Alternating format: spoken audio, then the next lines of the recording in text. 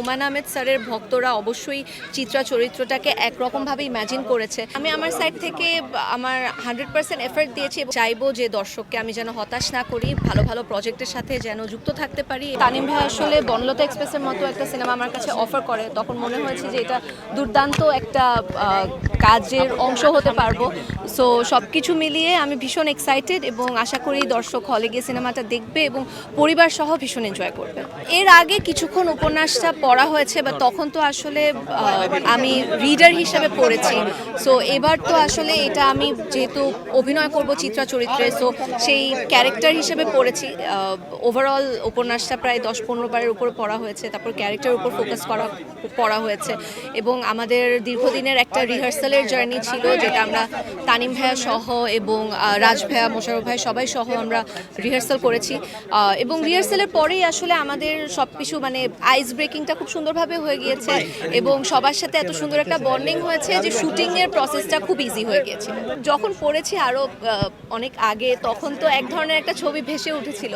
So সেইটার নিয়ে আমার একটা নার্ভাসনেস ছিল যে আসলে হুমায়ূন আহমেদ স্যারের ভক্তরা অবশ্যই চিত্রা চরিত্রটাকে একরকমভাবে ইম্যাজিন করেছে, সেটার সাথে আমি আসলে ক্যারেক্টারটাকে কতটুকু জাস্টিস দিতে পারবো সেটার একটা নার্ভাসনেস ছিল।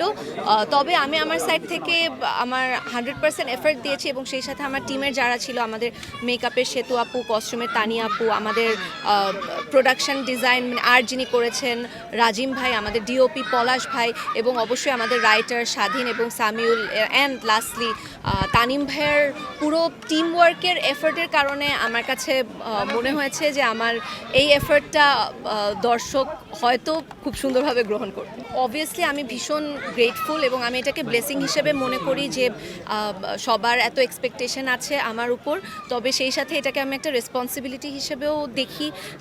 আমি চাইবো যে দর্শককে আমি যেন হতাশ না করি, ভালো ভালো প্রজেক্টের সাথে যেন যুক্ত থাকতে পারি এবং সিনেমা নিয়ে আমি যেন একটা লং টার্মে অনেক ভালো কিছু করতে পারি। অবশ্যই অবশ্যই আমি অবশ্যই ঈদের দিন আমার অডিয়েন্সের সাথে, আমার পরিবারের সাথে, আমার বন্ধু বান্ধবদের সাথে চেষ্টা করব ফার্স্ট ডে ফার্স্ট শোটা দেখার।